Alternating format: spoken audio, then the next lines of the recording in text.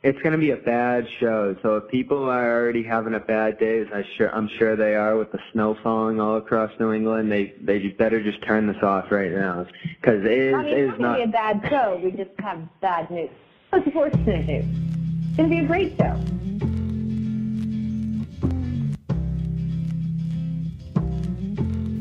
It's Tuesday, March 13th, this week in Celtics basketball. I'm Bobby Manning, this is the Celtics Blog Podcast, and it is a dark, stormy day and a brutal week of Celtics news. All in 1 week, Jaylen Brown enters the NBA concussion protocol after what looked like it could have been a career-ending injury up in Minnesota.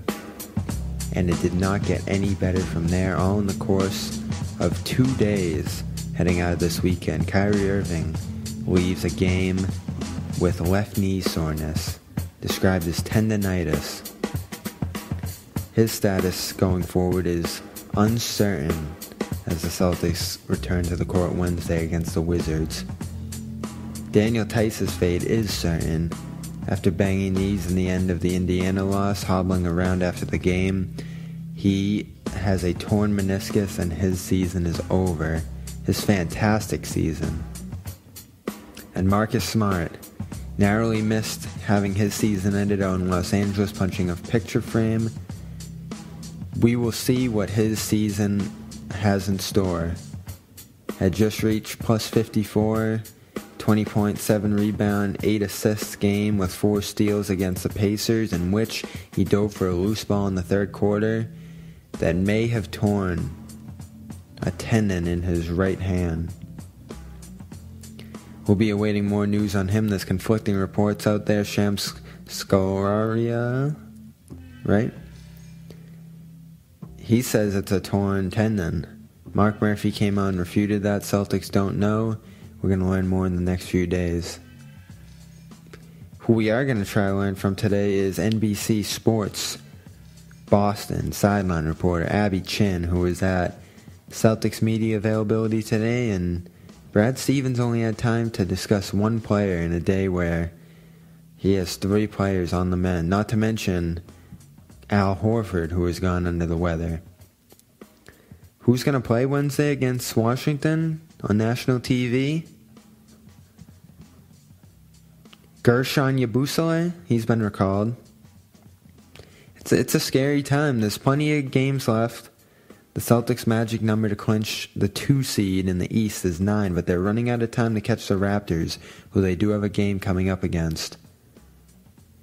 Not the best time for the injury bug to strike, especially with Gordon Hayward confirmed to be out for the season. Cannot have any more bodies going down. And Daniel Theis, an extraordinary story out of Germany this year. 3.4 defensive box plus minus. If that qualified, if his minutes held firm there, that would be 4th in the NBA. An elite number in that category. He's been putting up great stats. You look across the rookies in the NBA, he's top 10 in a lot of the categories. Field goal percentage, 54%, that's 5th. He's 12th in free throw percentage. He's 9th in rebounds at 4.3 per game, and he's only playing the 30th most minutes among rookies. And then his 31% three-point percentage on the season doesn't look great, but he's 40.6 since January 1st. He's found comfort in that shot. He's 7th in blocks. He's been a sensational part of the team this year, and his numbers back that up. Great pick-and-roll player, able to hit shots on the perimeter. He's mobile. He can get out and guard guys the way Aaron Baines can't. And if this was going to be the Celtics bench unit, Marcus Smart, Terry Rozier, Semi Ojeleye, Marcus Morris, Daniel Theis, they spent 9 games together, 41 minutes. Worked to a plus 8.4 net rating. Maybe not a huge sample size, and I will throw the caveat out there that Theis playing with the starters is negative 1.6 in 50 minutes. Theis playing with Tatum and the bench crew, minus 5.6. And then a minus 28.9 when playing with Tatum, Morris and the bench crew. We'll see how Greg Monroe's able to fill that spot going forward. For now, we see what Abby Chin has to say out of Celtics practice today. Our guest on episode 30 of the Celtics Blog Podcast. Is there hope? Can tell by the tone of my voice I'm not feeling great about this. We'll see how Abby's feeling. With us now, NBC Sports Boston, sideline reporter for the Celtics. For another year, Abby Chin, you know her well, and she's here to talk with us on the Celtics Blog Podcast. Welcome, Abby. Thank you for having me. Unfortunate news of the day, though. My first question is, have you ever seen a week like this with so many injuries happening in such a short span? I mean, no, I haven't seen a day like this. We showed up to the practice facility with news that Daniel Theis was out for the season with a meniscus injury, despite the fact that Brad told us last night that he didn't think that it was anything serious, that it was just a knee-on-knee contact. I will say our NBC Sports insider, Ashraf Blakely, spoke with Daniel as he was leaving the arena last night, and he was not feeling good. And then the hits just kept coming. The fact that we knew Kyrie was dealing with this soreness, but Brad said they are definitely going to take it slow, and so, which rightfully so, but there's just not necessarily a timetable for him. There's no timetable for Jaylen Brown to come back. And then you get the news about Marcus Smart, who has been the key for this team, particularly since the All-Star break, after he came back from that first hand injury, and the hits just keep coming. Brad Stevens himself said he has never experienced a season like this. I mean, when you start with the loss of Gordon Hayward, that piece that they had built almost their entire team around, that the entire offseason building around on the first game, and then to have all of this snowball for the last month of the season, I mean, we just have to cross our fingers and hope that there is enough time for guys to get healthy before the playoffs start. They're on a very thin line right now, it feels like, and some injuries, some seasons are derailed by injuries, and they're not at that point yet, it seems like, but they're getting awfully close. Brad asked if any of the media members want to step up and take a spot today at practice. I saw. Who are you volunteering for that role?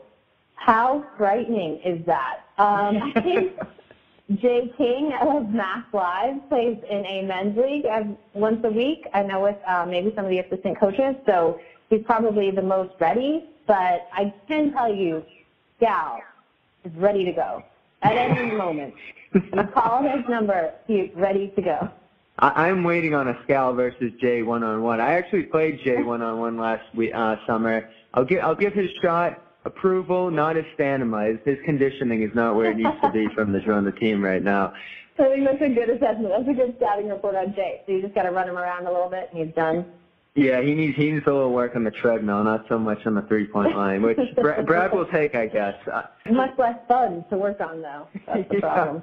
I'll agree with that one, especially when it's snowing outside. You guys talked about weird Celtics Twitter on post-up this week. I want to know how you enjoyed that conversation, because I actually talked to Max on this show a week or two ago about it, and then the story just really blew up with Dime article. How did you take this thing? I know you're on Twitter yourself, and I mean, for some people, this is right up their alley, and for other people, I'm sure they look at this and they're like, all right, what is going on here? No, I love it. I love the memes that come out of it, and I love all the nicknames. I shouldn't say I love all the nicknames. I am a fan of most nicknames that come out of this, just because I like nicknames in general. However, I am not on board with Tito. Terry Rozier has repeatedly said his nickname is T-Row, and I don't feel like we should force something on him that he is not on the same side with, that he is not for. So that's my only beef with weird Celtics Twitter right now. But I agree. I think it's something that has definitely blossomed within. I mean, I think it really started when Isaiah Thomas came on, and it was such a phenomena in everything that he was doing. And then to see it turn into what it has been with Kyrie Irving now driving that ship, and then combat muscles with Semi Ojeleye, and I think it's so cool. I think that's one of my favorite parts about the NBA is that these players get to actually showcase their personalities and get to not necessarily be their own brand, but just can put themselves out there, and we actually get to know them a little bit. And then off of that, we can kind of build, and people can create and add to those personas. And so I think it's a really fun part of being a fan of the Boston Celtics. I think now we just got to work on getting the Celtics Twitter on par with, like, the Trailblazers and the Hawks of the league to also embrace Celtics weird Twitter. They have a little while to go to catch up, I would say. My favorite picture still to this day has to be Smart, just giving that face in the Sirius radio interview he was in. That picture just kills me every time I see it. There's so many good ones. I feel like 75% of them have to do with Smart, but that's all right. He's earned it with the way he's played. Yes. And that's what Max Letterman, who you mentioned, said. He sent out a call to Weird Celtics Twitter for some of your best memes, and his phone was just like, was buzzing. It wouldn't stop. He had to turn off the notifications because his phone was just constantly, people were sending him all kinds of good stuff. And he just had, I mean, even though he is partially driving the conversation and is entrenched in Weird Celtics Twitter every day, even he was amazed by just the abundance of memes and pictures and videos that were out there. And so it's a pretty cool thing. How do the players feel about this? You're on the team all the time. I know Terry Rozier and a few of the others that are aware that this is going on, and they're all on social media, so I'm sure they see a little bit of it. But do they acknowledge this at all? Not really. And I think that they're on social media to post about themselves and follow the people that they are interested in following. And so I'm not sure how aware they are of everything. When I asked Terry about the nickname, he definitely said it's T-Rose. And just, I think they're very involved in their day-to-day. This is just for an example, but earlier this season I asked Daniel Theis if he knew what the Tommy Award was, and he had no idea what I was talking about. So I know that's really out of the loop right there. That's what I mean. I know that's not any part of Weird Celtics Twitter, but it I think just shows they're pretty focused and dialed in on the task at hand, what they're doing. Brad definitely has them focused on what they're doing day to day, and as he always says, getting better every day. And then I think they use social media to communicate and talk with their fans, but it's kind of a one-way street.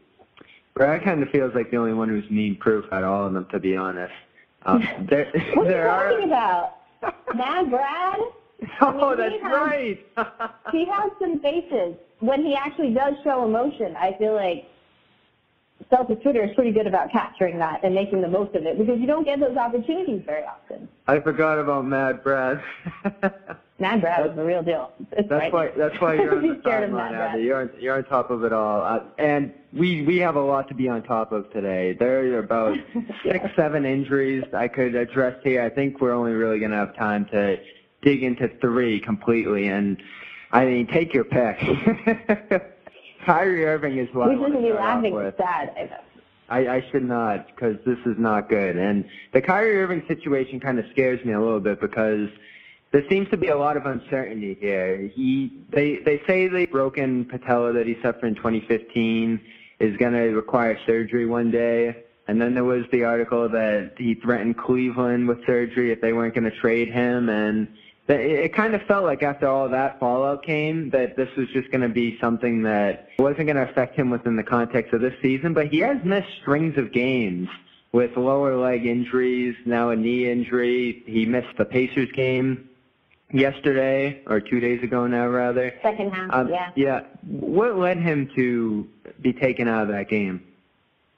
He told us in the locker room afterwards he has been dealing with soreness in that left knee. It is the same knee that he had the broken patella in those finals. He said he's been really feeling sore since the Houston game, and he had missed one game since then, and then came back. He said he was feeling okay going into the Pacers game, but after that first half, he knew it was more uncomfortable than he wanted to deal with. And so the thing with Kyrie, and even though he's only 25 years old, he's experienced so much in this league and has played into and through the NBA Finals for 4 straight seasons. And so he, more than anyone on this team right now, knows his body, knows what it's capable of, and knows what he is capable of through an extended season. And so I agree with you that I think that it is somewhat alarming that this issue is really coming to a head at this point in the season. I will say that the Celtics have been planning for this. I mean, Brad Stevens hasn't played Kyrie an exorbitant amount of minutes all season. They've been working to save him as much as possible and use him as efficiently as possible. That has been the plan all season long, not trying to put too much wear and tear on Kyrie's body throughout the regular season. And I think part of the maintenance of that has gotten him to this point with missing so few of games. And then I think he said last night he is hopeful that it is not something that will require any sort of long-term treatment. It is something that he is going to have to deal with, but I mean as far as a season-ending surgery or a surgery this summer that could knock him out for the summer. I really don't know. I know that the Celtics are going to be cautious, and with this new training staff, everything is being treated with an abundance of caution and communication. So everyone is aware of the situation. Everyone knows exactly what's going on, what the risks are, how things are improving, what's happening. And so I really think that they will do what's best for Kyrie and his knee. And talking to him last night, he did not sound too concerned about what that meant for him going into the postseason. Now, how much time he's going to miss, giving it some rest and making sure that he will be ready for an extended postseason run, I can't say for sure. But I think just based upon what he said and how he sounded last night, I think he will be okay and good to go for the playoffs. It does feel like we're going to be going game to game on that, and that makes sense. I do feel like they've managed him well this year. The minutes have been low. They've taken him out of second halves that they've been blowing out teams in. I'm not too upset about how they've handled that situation. Daniel Theis really just kills me. I found that out this afternoon, and I was stunned because, like you said to begin the episode, it didn't seem like it was going to be that severe coming out of the game against Indiana, and then out of nowhere he's gone for the season. I don't want to say he's been underrated, but it can't be understated how important he became to this team, overachieving this year. He held down the bench unit to a point where I think you could argue that he might have been the most important bench piece, the way he played both ends of the floor, rolling to the basket, playing defense. He actually had a defensive box plus minus that was amongst the best players in the league, which says a lot about what he's been able to contribute this year. If you look at the rookie stat leaderboards, he's in the top 10 in a number of them. And he wasn't even playing that many minutes. There were some nights that he'd be in and out. But they are going to miss him, I feel like. What do you think they're going to miss most about Theis? I think they're going to miss his defensive energy. And as a big, he just gave the Celtics a different look. He's very different from Greg Monroe and Aaron Baines. And so when the Celtics go small, you can put Daniel Theis at the 5, and he is quick enough to stay with the smaller 5s in the league, but big enough to actually stand his ground down there under the post. And he also has that defensive tenacity. His presence on defense, I agree with you, too. I wouldn't say that he is the most important part of that second unit, because I think we've seen what Marcus Smart means to that group. But and we're going to talk about him before the show's done, too. Yes. I will say that Daniel Theis is a huge loss just because it does give the Celtics another look, something else that they could turn to. And I agree with you that he was a revelation. I mean, he is older, but he is still a rookie. This was his first NBA season. And I just remember going back to the first month of the season, and we were amazed at how quickly you could see through the preseason and then the first maybe week or two of the season that the NBA game was moving a lot faster than he was used to, but he adjusted, and he really brought something, an energy and a fire off of that bench that fueled that second unit. And so I agree with you. I think it's a huge loss. I think that he is a guy who was well-liked in that locker room. Terry Rozier, we talked to him today. He said he's his locker mate. He sits next to him, and he says it's really disappointing to see his season end like this, so abruptly. And I will say, I know the team said that he will miss the remainder of the season, but Brad Stevens today said he will likely be out for the season. So you're saying there's a chance that maybe if they are still playing in June, because as we saw with Jimmy Butler, sometimes these meniscus injuries, 6 to 8 weeks. So I don't want to get anybody's hopes up too high, but we're going into Gordon Hayward territory there. Right. That sounded awfully familiar, the arguments we were hearing about him a week or two ago. And then Steven But I feel like shut that after the one news down. today, we got to stay positive, Bobby. Let's just stay positive. Think positive thoughts, and then hopefully that will translate. I'm glad you're pulling me in that direction, because I just came into this show so sad. I'm going in the right direction a little bit now, I think. Can you give me some hope on Marcus Smart? Because you had a Shams Charania, I hope I said that right, report today say that he tore his tendon, and then Mark Murphy came out about an hour or two ago and said that, Danny Ainge isn't necessarily sure about that yet. Do you have an update on him? Brad did not talk about Marcus. We were overloading him with injury questions, and Marcus, unfortunately, was one that fell by the wayside. I will say also, Brad, we asked for update on Kyrie, and Brad said he had been talking about Daniel Theis all morning. So he didn't really have anything new on Kyrie other than they were going to take it slow. And he just said Al was still at home with a fever. So we did not ask about Marcus Smart. The reports that we have seen is that he's getting a second opinion. And as you mentioned, last night when he injured the thumb, he was wincing. He was clearly in pain, but after the timeout, he came right back out and played. He took shots and made them in the fourth quarter. He didn't look any worse for wear in the fourth quarter of that game. And so he clearly was able to play through it for that night. I don't know how much adrenaline played into that, but he didn't seem to be in that much pain when we talked to him after the game. And then he did have some wrapping around that thumb last night, but leaving the arena, I saw him on his phone, and he was texting just fine with that thumb. So I think that there may be a sliver of hope there. I really don't know that much about hand injuries and tendons in your thumb. The unfortunate part is that it is in his shooting hand, so I feel like that could have more of an effect than if it was in his left hand. But I would say the only part that gives me pause on the reports is that he is getting second opinions. And so they are trying to find a hand expert.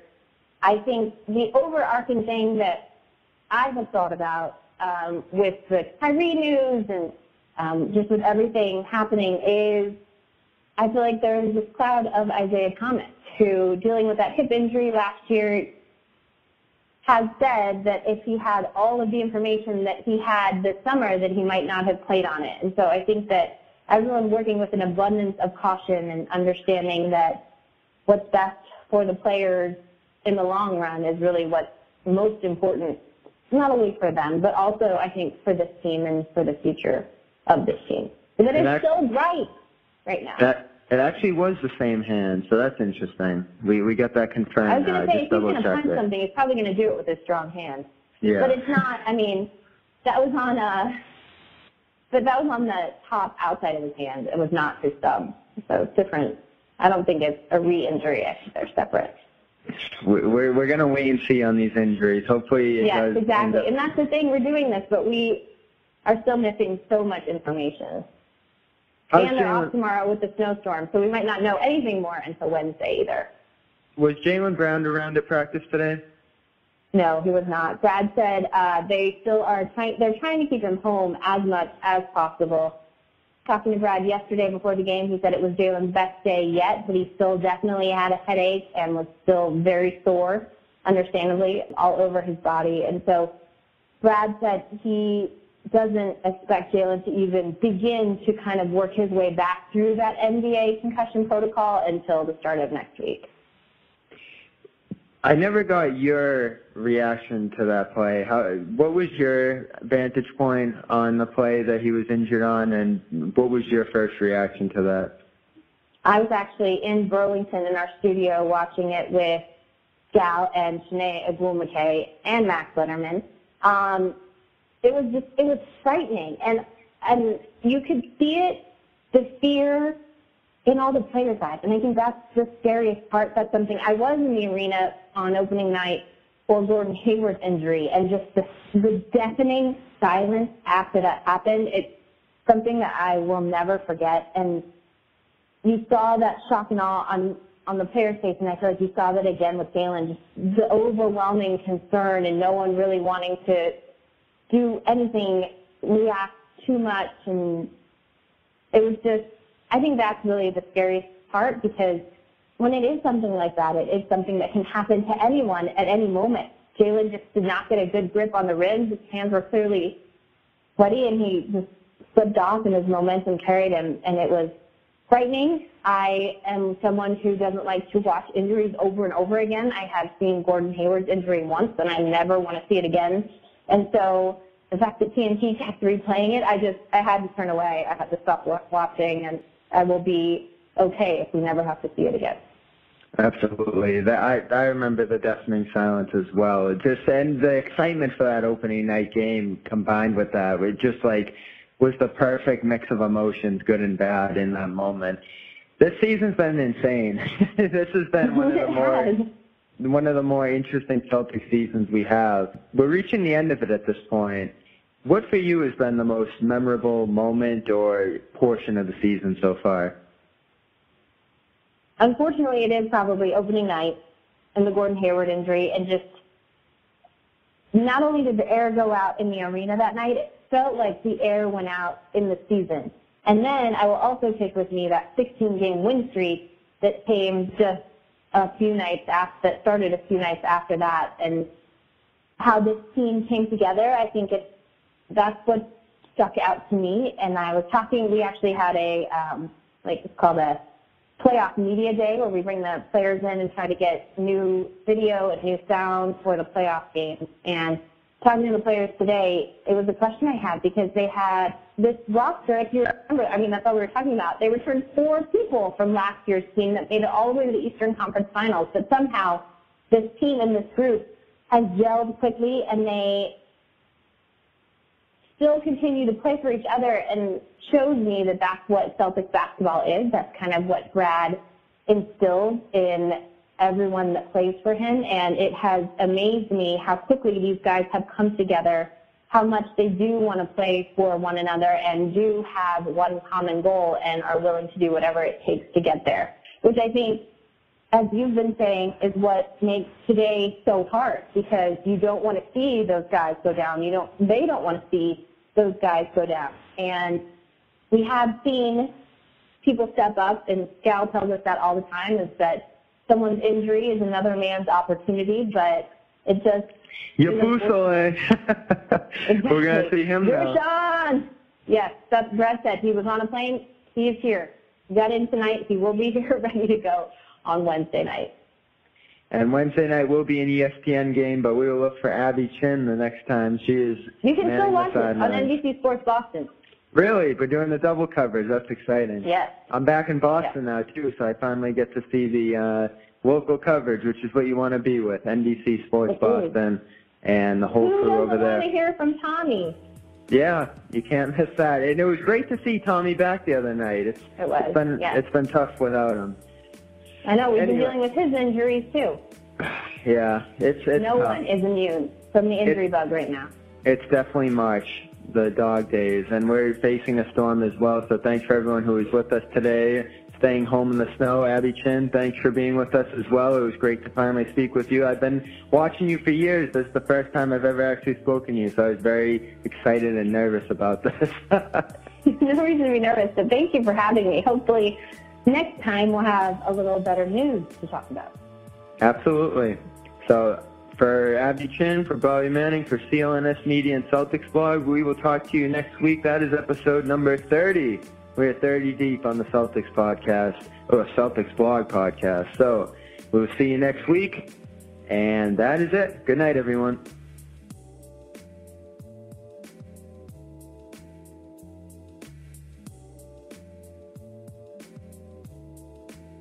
Reunion Arena in Dallas, where the Mavs and Lakers are playing tonight, was built in 1980. Now, you couldn't ask for a better facility. It's easily accessible, has all the comforts of a theater, and there isn't a bad seat in the house. But for some reason, there are those who prefer the Boston Garden, mostly those who wear Celtic green. What is so special about the Boston Garden other than the fact that it's 1,000 years old? Let's take a look. First of all, a garden, it's not. It's a train station, really. One flight up and you're on the fabled parquet floor. Now, before you get all misty-eyed about the parquet, take a closer look.